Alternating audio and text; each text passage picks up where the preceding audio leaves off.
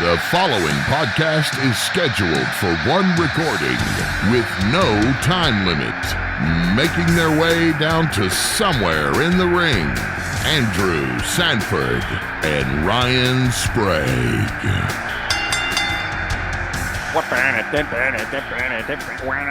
Yeah, look at that. Oh, man. See?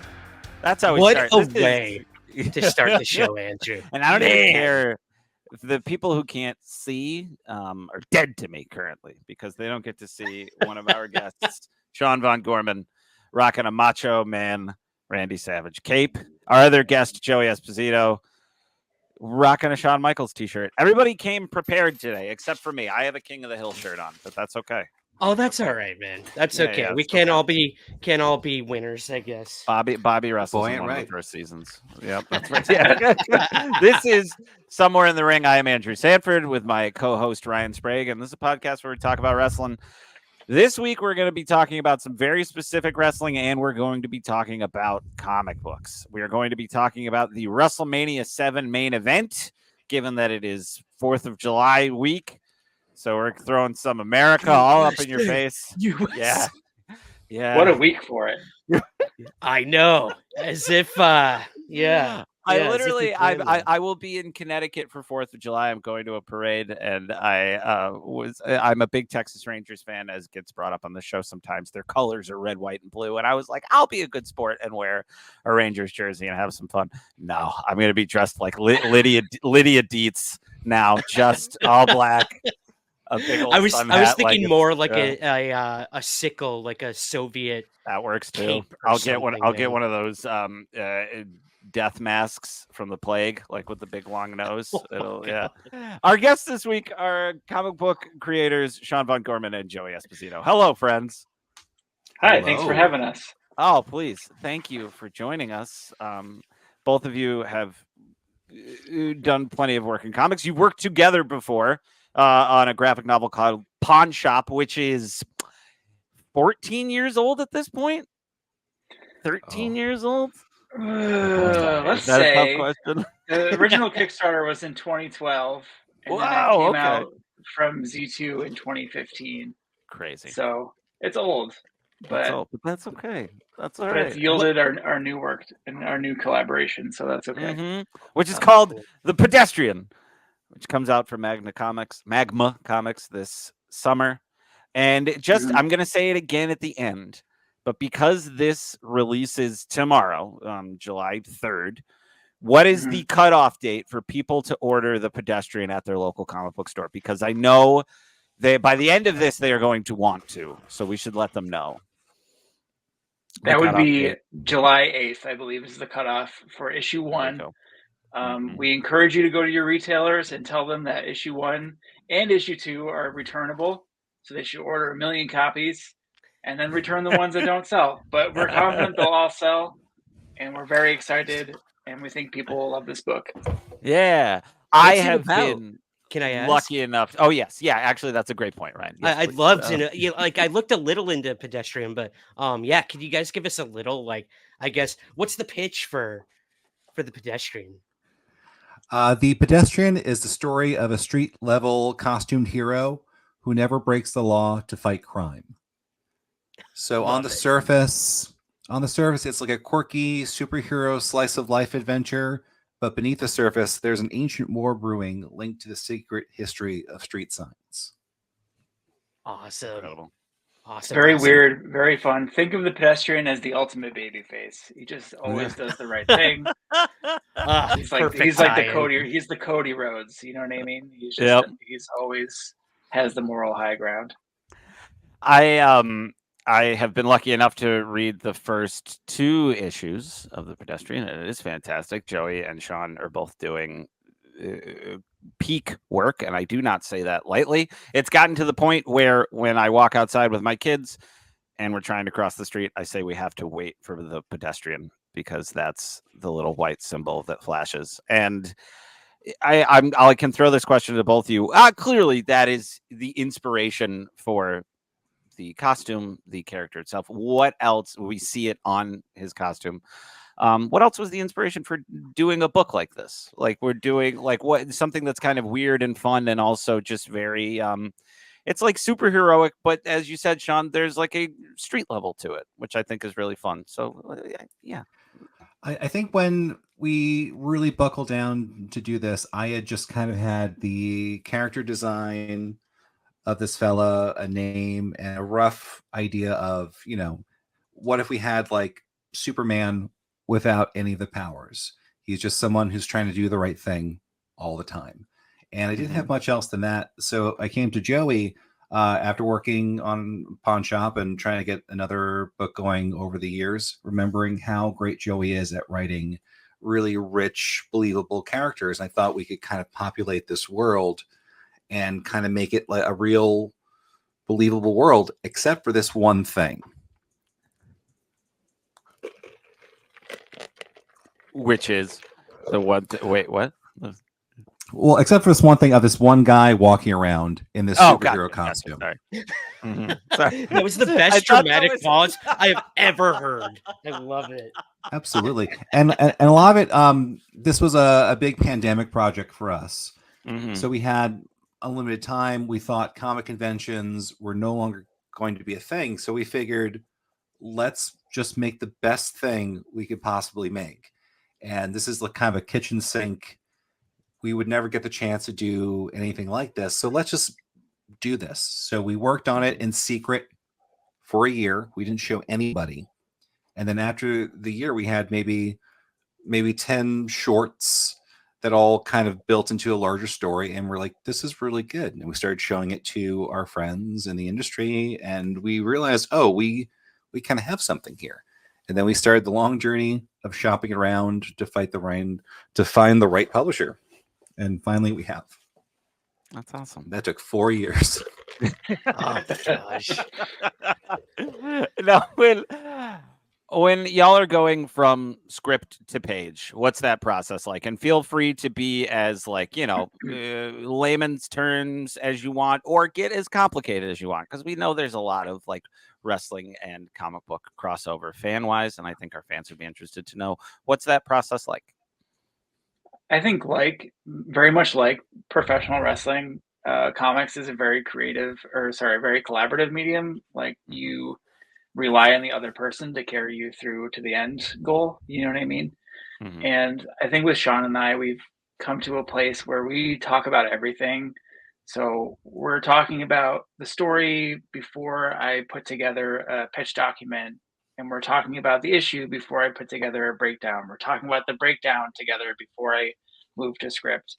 We're talking about the script together before Sean starts drawing, or even before I send it to the editors. So we really want to make sure that we're both doing the best work that we can, but also including the most interesting things about the story that we're both intrigued by. Sure. So if I write a scene a certain way or have certain visuals in the script that Sean's like, actually, I was thinking like we could do this or this instead. And I was just like, okay, yeah, that's better. So it's always kind of this idea of the best idea wins. And I think the end product is always best when it's the result of us just really like digging down deep into it and just trusting the other person with their vision. Not unlike putting your life in someone else's hands in the ring. Yeah, sure. Yeah. That's awesome. Yeah. Lower physical stakes, but sometimes for now. Sometimes. Yeah. I have until San Diego. I was about to say I have assisted Sean in putting on a straitjacket while on a Comic-Con floor that he will then escape from. So I think the physical risk is still very real. It's very much there. Still there. That had to be the Houdini book, am I right? Absolutely. Okay. And me and Andrew go way back. Andrew and I used to work together in the before times. So fun little side note, Ryan worked for the same company. That's how we've got 3 TRC alums in this chat right now. 3, so small. Throwing them up for TRC? No. Go ahead and ask your question. Two-pronged question for both of you guys. Andrew mentioned the crossover aspect. I always like to know if our guests have any history with pro wrestling. So yeah, if you guys want to take turns, maybe just telling us a little, do you have any history with WWE or pro wrestling in general? And what might be some of those crossovers between comic books and wrestling? So Sean, I guess we'll start with you, man. Do you have any history besides having that incredible Macho Man robe? What's your history with wrestling? I mean, I was probably as big a wrestling fan as anyone was in the 99 to 2002 range. Sort of like right when kind of SmackDown hit the air on Channel 9. I think that really signaled a new level of accessibility, because this was, you know, a wrestling show on prime time. The Rock was very much featured on it. That's kind of where he was already big, but that's when he became a household name and a star immediately. So sort of, you know, overlapping, you know, UPN, Star Trek, and wrestling, carrying that. So that was very much where I was Friday, Saturday nights. And I don't have any, you know, official ties to it, but I've always admired sort of the way this is how you went to a room. And I think that really seeped in with me. Like a lot of times I will present myself in a comic book situation. I have theme music happening in my head as I'm coming out. Eventually there will be pyrotechnics. And I think there's something to be said of how you carry yourself when you introduce yourself to a group of people. Yeah. Why not have a couple cherry bombs at hand? Just what? How about you, Joe? I kind What's your history, man? Sorry. Sean, do you want to finish your thought before I dive in? That was my thought. It was a physical motion where I'm doing the Hulk Hogan, listening to the crowd, and then like a random point at someone that they know they're about to die. I'm not cutting any of this, by the way. No, as we should. For my part, I'm a lifelong wrestling fan, lifelong comic book fan, and I've long talked about the obvious crossover between comics and wrestling. I mean, there's the initial idea of superheroes and wrestlers are one and the same. Wrestlers are live action superheroes, but also the fandom part of it is the same. So for example, I can remember first getting into wrestling in the mid 90s, and just like a comic book fan would go deep diving into long boxes for old back issues and stuff, you could go to the video store and rent Coliseum Video. And talking about WrestleMania 7, like didn't watch that when it first aired in 1990, but going back after you're super into it and going back to like learn all the continuity and what's canon and all that stuff, it's the same thing that happens in superhero comics. You know, people want to know the history of every character, all the times they've died and how they've come back and when they were good and when they were bad. And wrestling is exactly the same. Yeah. And I think that's really fun. There's so much lore to learn. And I think something that wrestling does really well, or at least WWE to an extent, I mean, they kind of like curate their own history a lot of the times, but they do keep these, Bruno Sammartino is always coming up. You know, we saw it in Gunther's run, like constantly referencing him, or even Honky Tonk Man, you know, like people that otherwise would have probably faded into wrestling history are kept front and center because they really lean into like the legacy of everything. And I think that's really cool. Yeah. Absolutely. Yeah. That is awesome. And I feel like too, there's this, it's the same with, it's like whoever's in charge at the time. Like I have gotten the boys, my kids, some DC Comics encyclopedias because I had an old one from like 2010. And I got them whatever the newest ones were because they had just destroyed that one. And the newer ones are like, it's like slightly the same. It's like some of the same DC continuity, but clearly influenced by like whoever's in charge now versus whoever was in charge when the other one came out. So there's some things like the Bruno Sammartino of it all. It'll be like, oh, the Superman's family or Superman was in a spaceship that escaped, like those kind of constants in comics. And then there will be other things where it's just like, oh, we're going to focus really hard on Doomsday Clock for this one, like, or we're gonna like, and for wrestling, I feel like it's like, yeah, we're gonna really talk about the hurricane for the next 6 months, and that's no knock against the hurricane. We really like Blue Beetle now, not that one. Yeah, not that one. Yeah, exactly. Yeah, it's sort of like celebrating history, but also what history can serve you moving forward. Yeah, absolutely. Now, both of you have gotten to, in comics, work on properties that I know are near and dear to your heart. So I'm going to ask you a couple pointed questions, and then I think we can move on to talk about the WrestleMania 7 main event. But so, Sean, you have gotten to draw a lot of Star Trek covers and do some Star Trek work. Has there been a character that you have gotten to draw that like would have been a like bucket list Star Trek character? I mean, my first one was Picard. I was asked to do a cover for a tie-in to the Picard series, and I figured because a lot of times when I get asked to do licensed stuff, it only happens once, and then they never ask me again. So I figured I'll just do the best, maybe not tied to this particular franchise. Let me do like a classic image of this character. And I'll be happy that I did this and never again. But then they kept asking me for more stuff.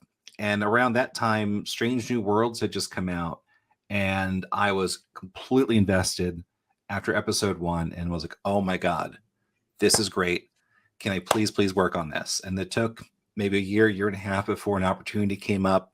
Cool. And I had pitched this was like a number 5 of like a mini series. I pitched a cover that was a tribute to George Perez's DC Comics Star Trek #1 from back in 82, 83 after Wrath of Khan came out.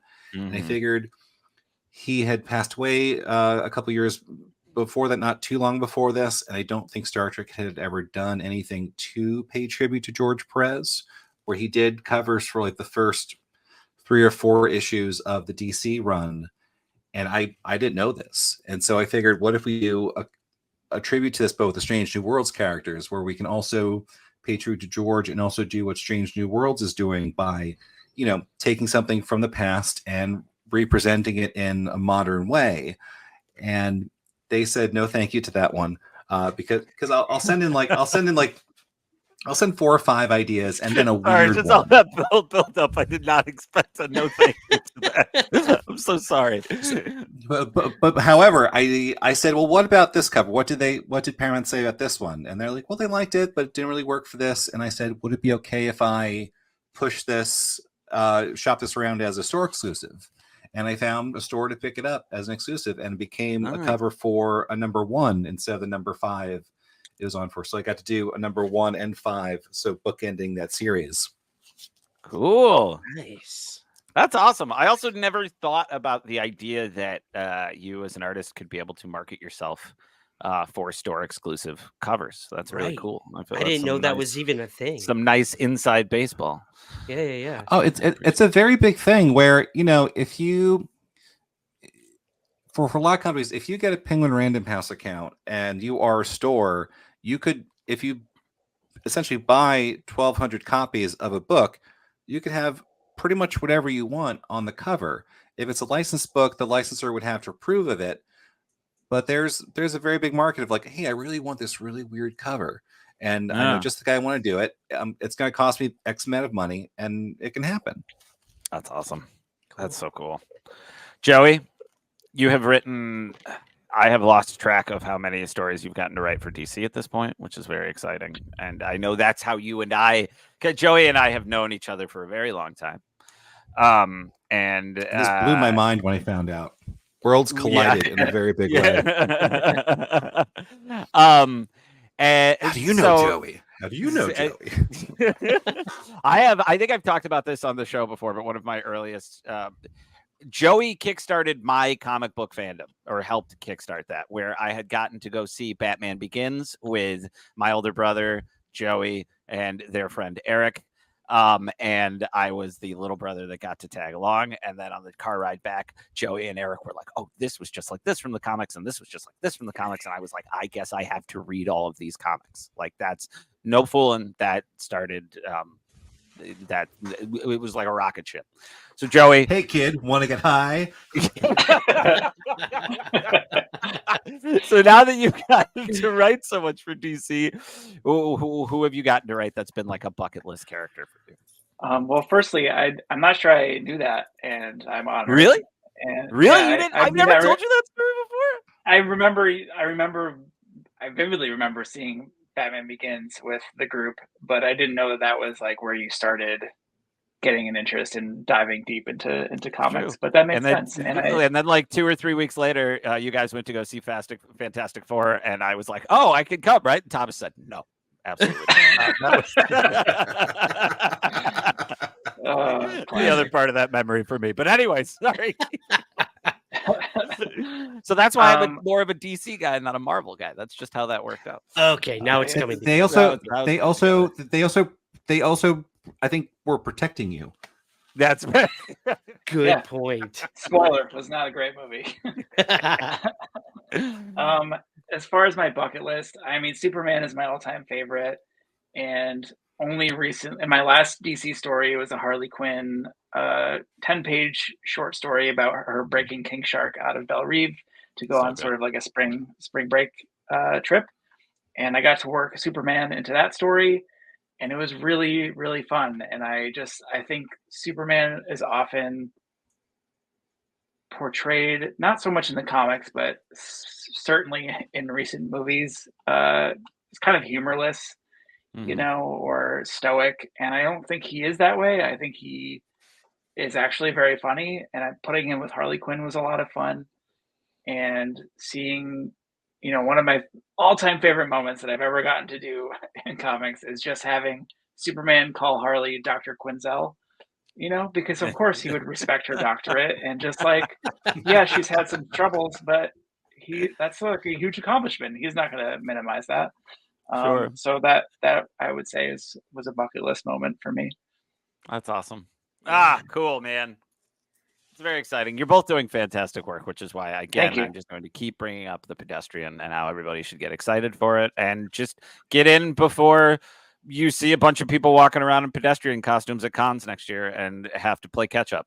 It's going to happen. Don't be those people. Yep. It's going to happen. It's going to happen. Also, there are things coming in this book that I've already said to Joey that will be some of the best Comic-Con costumes out there. And I'm like, I'm putting that money down now, but I don't want to spoil anything. But the character designs coming out of this book are unreal and very exciting. So just everybody get prepped for that. Sweet. But that's enough comic book talk. Let's talk wrestling. Go to commercial break. Commercial break. Commercial break. Go to commercial. Stop. Commercial.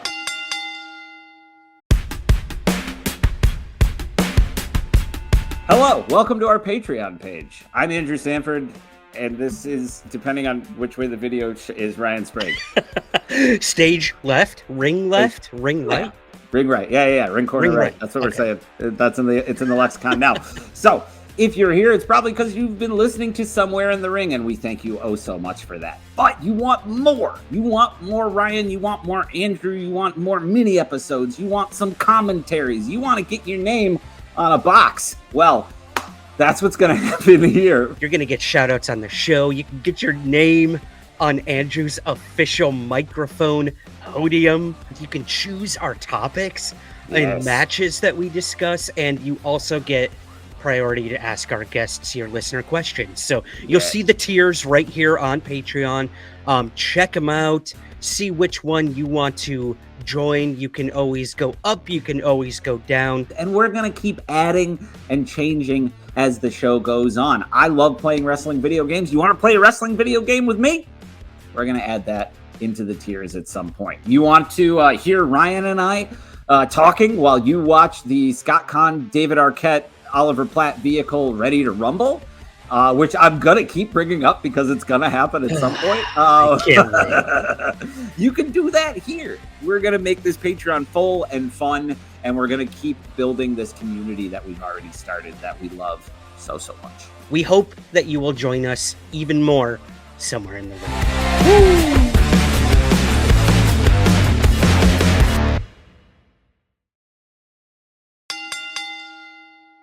Let's talk pro wrestling. We had you guys watch a match before this, WrestleMania 7, main event between Hulk Hogan and Sergeant Slaughter. This was right around the beginning of the Gulf War, which is what.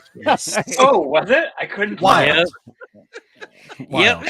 Yeah, they were on finger on the pulse, if you will. With the I watched it. And then immediately had to look on Wikipedia about the background of the match because it wasn't quite clear what was happening.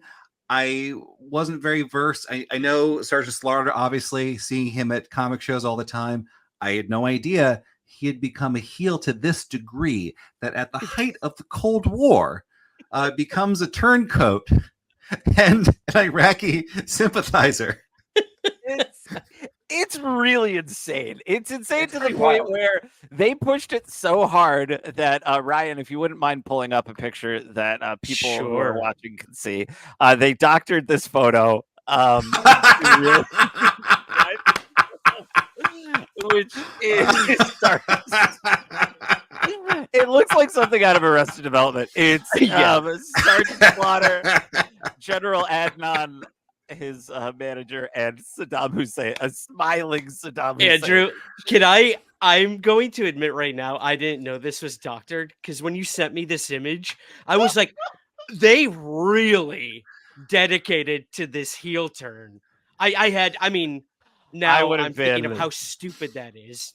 I don't think that's that stupid. Let's be honest. If there's anyone that could have arranged this photo in 1990, it's Vincent Kennedy McMahon. But it's insane. And it looks really good. Part of that is it's like older. It's a little blurry. Like it looks like a real photo. But yeah, just with Saddam Hussein. And they took Sergeant Slaughter from being this, kind of all-American general, sergeant, what have you, general. It's literally Sergeant Slaughter. And made him never got a promotion. I know, pulling rank. They made him an Iraqi sympathizer and had him go up against Mr. All-American himself, Hulk Hogan. And it's that's where we find ourselves for this match. Right before we hop in, someone sent me Hulk Hogan doing a promo for the 700 Club. Have you guys seen this? So it's Hulk Hogan. We haven't talked about this yet. Yeah, please. Doing a promo for an upcoming appearance on the 700 Club, where it's Hulk Hogan wearing a T-shirt that says John 3:16. He goes, "You, me, and our Lord and Savior Jesus Christ, together on the 700 Club, brother." What's even funnier about that, because it's insane, there were all these rumors that Hogan was going to appear at WrestleMania this year, WrestleMania 40. Not only like rumors, he was gunning for it. Like he was openly campaigning to be at WrestleMania, and they said absolutely not. Like I think now that Vince is gone, Hogan has no home at the WWE, and nothing is more evident than him immediately going, well, I guess I got to do some like Christian scams. Like that's it. If this well is all dried up, I got to go to the other one. Also, that's how why perfect. Sorry, Sean. That's why I always see him in a crucifix now. I was always curious. That makes sense now. Sorry. Well, he also lives in Florida, so that's what happens as well. So you live in Florida. There are a lot of Baptist picnics happening down there. You go to one, you're like, "Oh, this is nice." Like, we got you. Yep, that or Scientology. Yeah. And the crucifix could also be he's trying to join the Fast and Furious franchise. And so perfect that this is now the antithesis of what we're talking about now, where he was the American hero. He was, talking about superheroes. The opening of this, It's a very somber. People are booing Slaughter. In comes Hulk Hogan.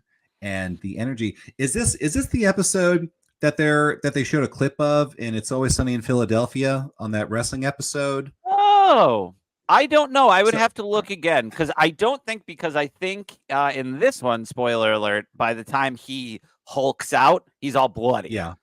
They Okay. really put Yes. him through the ringer in this match. Yeah. So the energy in this room is outstanding, and this is never a fair fight. This was a catharsis of America being the greatest. This wasn't even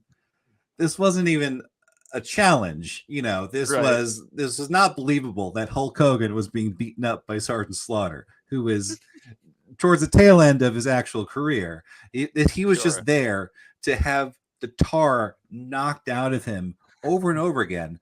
And also, Regis Philbin is co-announcing. Hold that thought.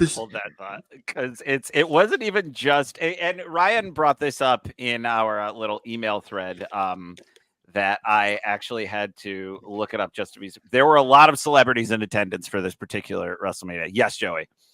Well, I just want to say that is true, and I watched all of WrestleMania 7 for this.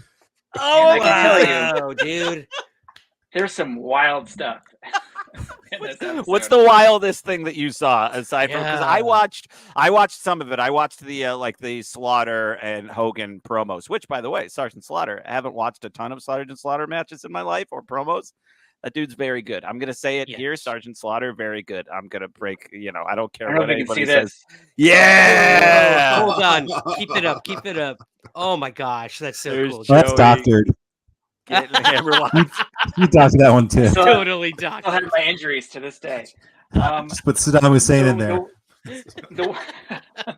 One of the wildest things in WrestleMania 7. I mean, we see Alex Trebek is the ring announcer for the main event, but earlier there's a segment with Regis, Marla Maples, and Alex Trebek and Mean Gene, and Mean Gene says something about how he and Alex are old friends, and then Alex calls him Jim, and he's like, I mean Gene, and then they start doing this weird Abbott and Costello routine. It's so insane. Also, Willie Nelson sings the America the Beautiful at the beginning. Yep. And they also cut to Macaulay Culkin, Peak Home Alone Macaulay Culkin, and Gorilla calls him. He says something like, "Oh, that youngster is excited," and it's just so strange. Also, this is the Mania debut of Undertaker. Mm-hmm. There's a terrible match with Jake the Snake and Rick Martel. There's a blindfold match, and they just kind of circle each other the whole time. Very, very odd. But yeah, I wanted the full context of, Sean was saying, this isn't about Hulk Hogan and Sergeant Slaughter. This is about America, And this is also, when I think of Hulk Hogan, it's this Hulk Hogan, the 90s. Mm-hmm. He's 37 here, which Something is insane that, to me. Yeah. Wow. If you were like, oh, he's 50, I would have been like, yeah, that adds up. Yeah, totally. That's about right. Yeah. But also Macho. You also could have been like, oh, he's 29, and I would have been like, yeah, sure. Yeah. The 80s were rough on everybody. That's wrestling. Yeah. This is my WrestleMania 7 Macho King action figure. Nice. So anyway, and also not too far after, and this is around a little after Hulk Hogan had his record come out. That's right. What was that? I'm not familiar.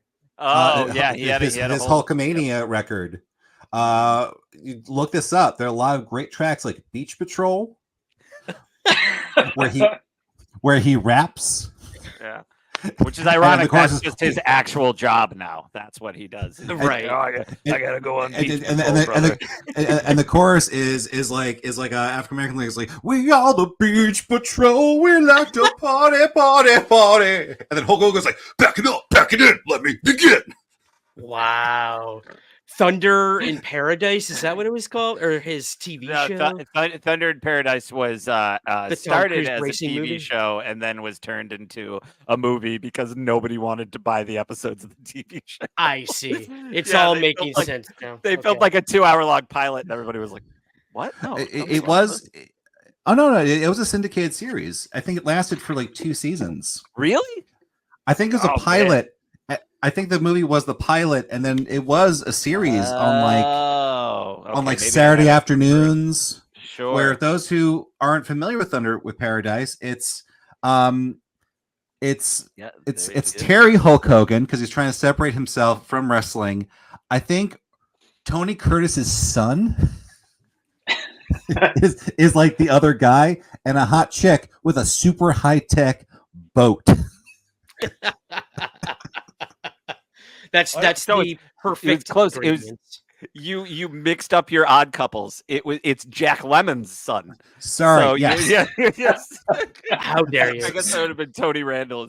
Like second generation star with Terry Hulk Hogan.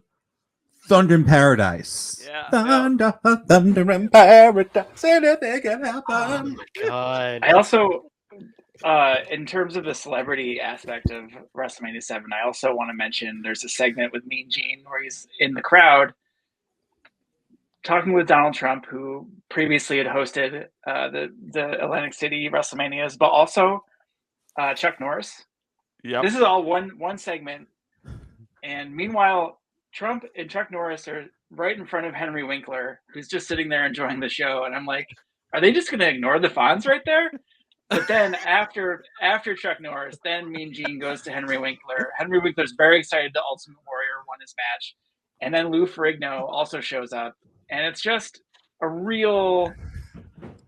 Watching this in the mid-90s, when I was renting it from Coliseum Video, all these people were staples of everything, like at the time. Sure. But now watching it 30-plus years later, I'm like, wow, this is quite the time capsule. Yeah. It's the peak of culture. So who's the color commentator who was like pro Sergeant Slaughter or like hated Hogan? Bobby like, the Brain. Bobby the Brain. Yep. Okay, so there's a great throwaway bit between him and Regis where he's like, "Yeah, I'm actually going to be in Atlantic City having a victory party for Slaughter. You want to come, Regis? Oh yeah. When is that? Tuesday? Oh, I can't make it Tuesday. Maybe Kathy Lee." And he goes, "Oh, okay. Maybe Kathy Lee would come." And he goes, "We're full."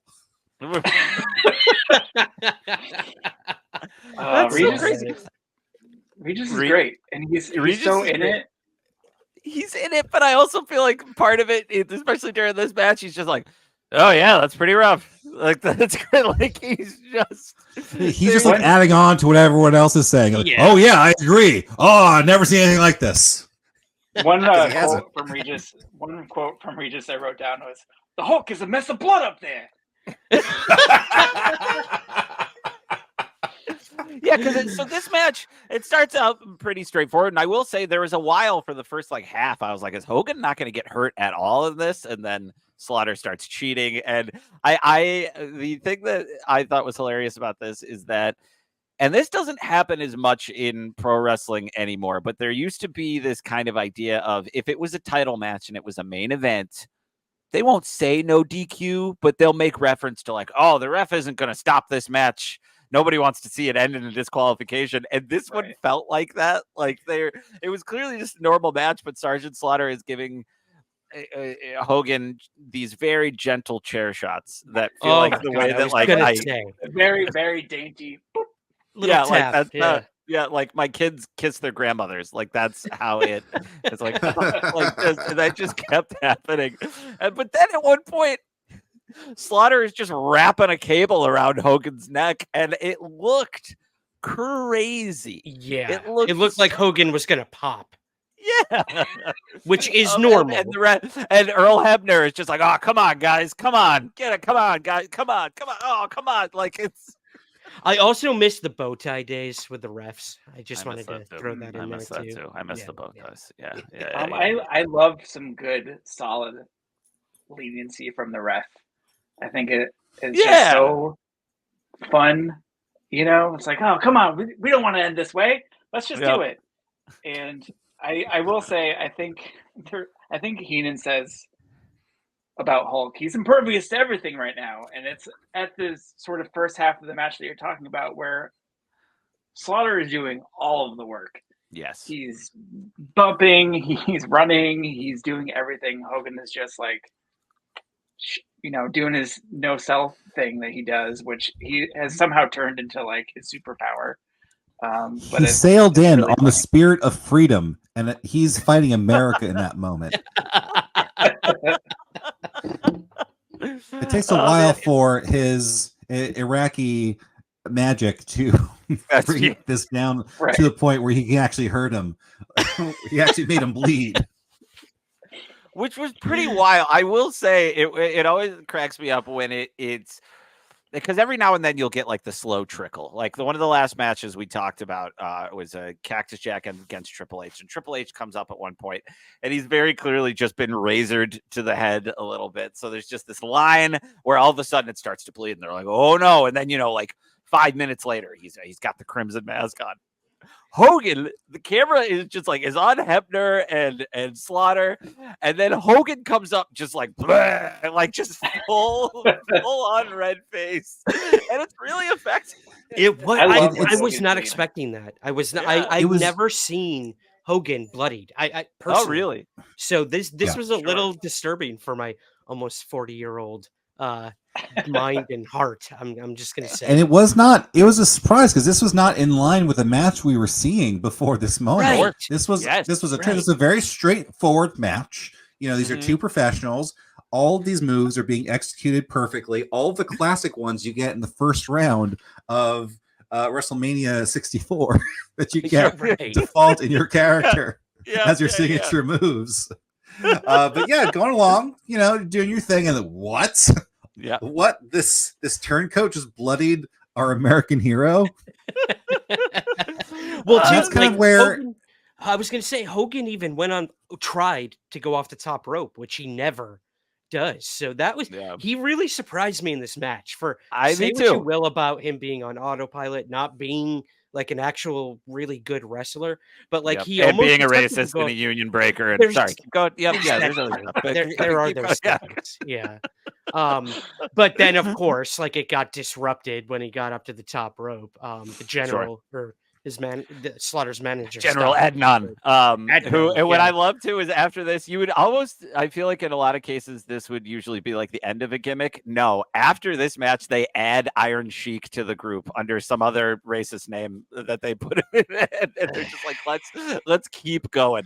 And Ryan, it's funny that you say that you've never seen Hogan bloody before because Hulk Hogan and Ric Flair, and I'm sure there are some other people. There's something about bleach blonde wrestlers and getting all bloody that is Cody. Yes, that is 8,000 times more horrific than absolutely someone else. The blood kind of disappears in the air. With the bleach blonde people, they are it is everywhere. And then you can also it's that color contrast, yes, and it also makes the hair disappear a little bit so you can see more of their scalp. It's strange. It's very unsettling. Yeah. Especially if you have a skullet like Hulk does. It's just makes it even more disturbing. With golden silken hair and hot dog skin. I do want to talk about. I thought Slaughter is great in this match. He is fantastic. Like, and again, his promo beforehand is awesome. Like, there's this. It's so often now. Like, promos are just hard. Like they were hard then, they're hard now. Like a lot of these wrestlers just aren't actors in a convincing way, and most of the time you're kind of just going with it because they're doing this over the top thing. Slaughter sells it so well, and you can almost notice like little like tricks he has. Like you can tell whenever he needs a second to like regather his thoughts or what, he just goes like he just I think by himself a minute. It's really good. I think and this had to be really fun as well to like be like this big American hero and then turn heel because you get to just be evil supervillain. Sure. People are booing the hell out of you. And then also reading that like, there is a version of the story where they had to change arenas because people were so mad and they couldn't properly secure the arena. There's another story saying they didn't sell enough tickets to fill the full arena. I wonder which of those is true. We'll never Probably know. A little both. It would have been very expensive to really, if people were really, I mean, this is, height of the Gulf War, a little before Desert Storm, where tensions are really high. This is kind of like The Rock coming out and supporting either Hamas or Israel, or making a big political stand where people are foaming at the mouth of like, how dare you do this to saying what about America? And this is early 90s, peak of the 80s. We are seeing characters. We're seeing like this is after Rocky 4. This is a Rocky 4 moment without the subtlety of a Rocky movie. But also, like, consider where Slaughter had come from in the 80s as not only a wrestling superstar, but on G.I. Joe. Sure. You know, a G.I. Joe character that kids loved. And then to have, I mean, I think he was coming from AWA at this point when he returned as a heel. But still, it's like this like true, in the eyes of the kids watching this, a true American hero who is all of a sudden, I mean, they hammer it that he's a turncoat, like, constantly. Oh, this turncoat scum, blah blah blah. But that was a big deal, and I think probably if in 1996 Bash at the Beach hadn't happened where Hogan turned heel, this would be kind of, I think Hogan turning heel later overshadows the massive change in the Slaughter character here, right? You know. Absolutely. I was going to bring that up too. You could almost think like Hogan. It almost makes the Hogan switch feel less original. Not that like anything is original in this, but he was just kind of, I don't know, man. Why don't we just do what Slaughter did? I got nothing else. Not original, Andrew. Yeah. I mean, putting a Iraqi flag over Hulk while trying to pin him. How is that not original? That's pretty. No, that's what I'm saying. I'm saying the Hogan thing is lesser. His turn. Well, he did it twice. He did it with NWO and the 700 Club. That's right. Oh my gosh, yes. Shouldn't have eaten that sushi. Whose team can I join, brother? It is. I think what else is kind of funny is that arguably, now that I think about it, Hogan became Hollywood Hogan after his Hollywood career was already pretty much dead. Like it's this big, I make movies, I'm a superstar. And it's just like, dude, Mr. Nanny was 7 years ago. Like there's, and even that didn't do great. But again, you got to push those angles. You got to push. Well, it's actually, he was working on Thunder in Paradise, and that's how he came to be, that's how he started wrestling for WCW, because it was in the same studio. Right. Yes. Yeah. And now that I think about it too, the Hollywood Hogan does have the lightning bolts down his pants too for no reason. So maybe that is a little nod to Thunder. And a very, very, very impressive 5 o'clock shadow that it's insane. I will say that is one of my favorite moments of The Wrestler, starring Mickey Rourke, which is one of my, just an absolute favorite of mine, is among them showing like, oh, here's him, having to take all these bumps, or here's having to find weapons at a hardware store.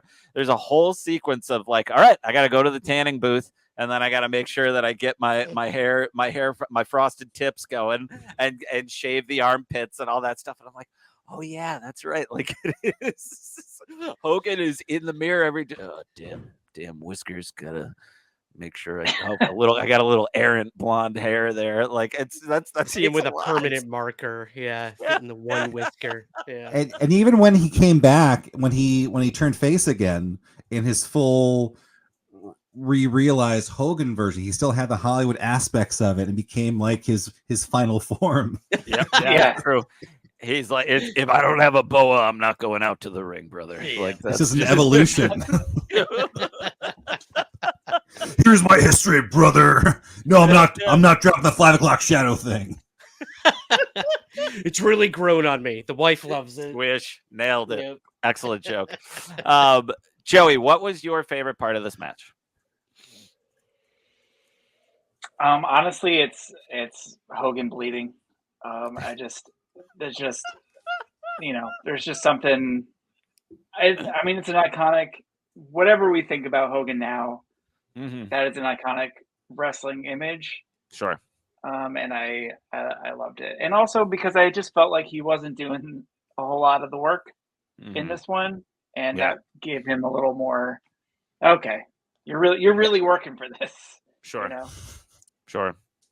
Sean, what about you? I would add on that not only that moment, but the bloody Hulkamania moment when he's coming down with a case of Hulkamania at the end of it, while bloody, where it's like he's okay. Oh no, this is over. Everywhere. And I was watching it this morning, and my wife was in the living room with me, and she has 3 brothers. So anytime there's the sound of wrestling happening, it's a big trigger for her.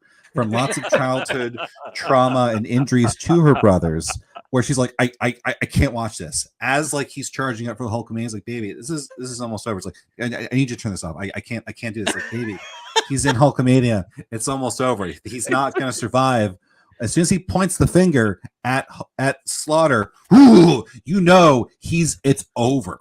He messed up in a big way. He not only did he betray our country, but he messed with the face of our country, which at the time was Hulk Hogan, made him bloody.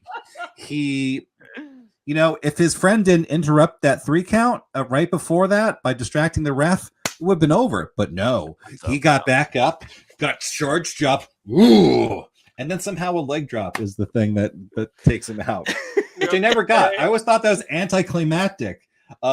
It seems a very low impact finishing move, like anything else. And don't get me wrong, like Hogan, he's got some meaty games. Like he's got some meat on those games. But let's be honest here. But he never talks about him. He's always talking about his arms. That's true. Pythons, brother. And my meaty gams, brother. Look at these. It's leg day every day, homie. Drink your milk. For Reagan. All right. I'm voting for Bush. Yes, Andrew. What was your favorite part of the match? Oh gosh. Well, okay. We should add Hulk wins. He actually gets the title. On a very anticlimactic move, as mentioned. So that's great. But my favorite part, and I miss this because you don't see this a lot in modern WWE, is the circling one another at the beginning of the match. The build-up. The staring at one another and then turning to the crowd, for them to just get that energy before that first grapple or punch. I miss that.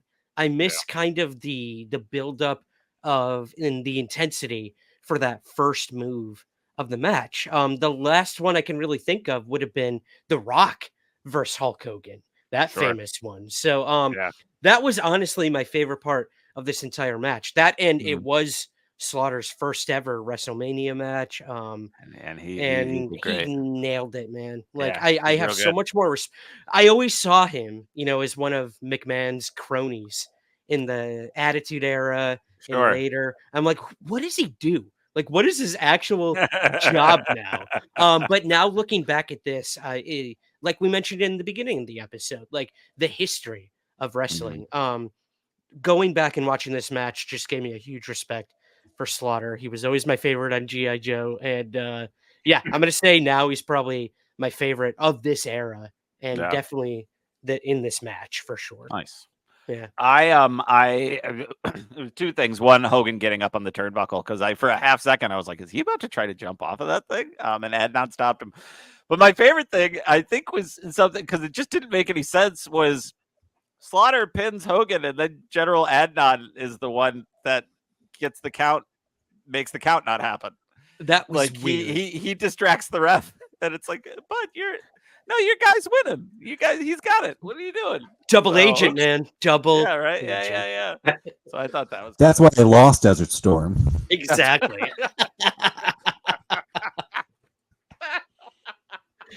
Oh man. But gentlemen, that's it. What a fantastic talk. Thank you so much for joining us. Sean, if people want more of you, where can they look? I'm all over the internets. You can find me on social media, mostly at Von Gorman Art or some variation of Sean Von Gorman. I'm anything you can join. I'm on. I'm on Blue Sky, Kara, Instagrams, Twitter. Not calling it the other name. Thank you. We don't refuse this. We don't. Yeah, we don't do that on here. We don't do that on here. So thank you. Joey, how about yourself? Same. I'm at Joey Esposito on Twitter, Instagram, Blue Sky. And we hope that you'll hit up your local comic book store and check out The Pedestrian when it comes out on August 7th. And we think wrestling fans love spandex. Lots of spandex in The Pedestrian. Can't go wrong. Yeah. Y'all. Brother, get The Pedestrian. It's fresh. I cannot emphasize enough how much people will love this book. I've loved reading it. I am friends with both of these folks. Known Sean for over a decade now. I've known Joey for full disclosure for 2 decades now. When I say this, it is not about because we're friends. I say that these two very talented people have made a very good comic book that is going to have an impact on a lot of people. And it's going to be out there. So check it out and get it ordered. So you're not like behind the times. So like a year from now, you're not just like, why is everybody in white spandex? You'll know why. It's because, or when the movie comes out, you can be like, yeah, the book was better. The book was better. Yeah. Boom. Exactly. Yeah.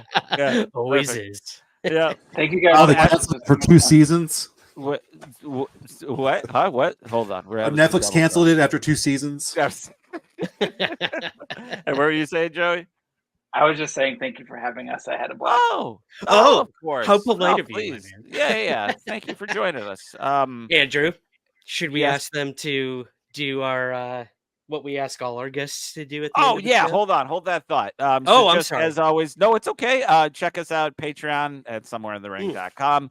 Check out our match commentaries. We'll have some new ones of those soon. Our interviews with indie wrestlers called Somewhere in the Indies, which is a little mini series we're doing as well. Somewhere in the Ring Pod. If you just search Somewhere in the Ring on Twitter, Instagram, things like that, you will find us. I'm at Sanford-Son on Twitter. And we're out there. We'll listen to Somewhere in the Skies, Ryan's other podcast. He just had Tom Jane on there this past week. Wow. Listen, I know. And Ryan, and spoiler alert, Ryan gets him to say that in the show. Unprompted. I promise you. Unprompted. Which is the least surprising aspect. I didn't pay for a cameo or anything like that. No. Yeah. Tom Jane knows his audience, man. You got to talk to a Punisher and an elite group. So check this out. Keep listening. Keep watching. Gentlemen, at the end of the show, we like our guests to ring the bell and end the episode. So whatever that means to you, please go right ahead. Ding, ding. Love it. Joey, got anything for us? How was that? I'm just going to go classic. Ding, ding, ding. There we go. Perfect. USA. Gentlemen, thank you so much. The Pedestrian hits comic shelves next month. Go order it now. And if you don't, dead to me. Or call the 700 Club and send Hogan after you. This has been Somewhere in the Ring. Thank you for listening. Subscribe wherever you get your pods, and be sure to rate and review on Apple, Spotify, or wherever possible. We'll see you again soon, Somewhere in the Ring.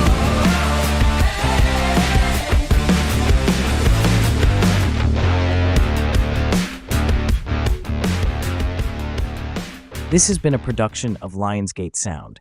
Please rate, review, and subscribe wherever possible. Thank you for listening.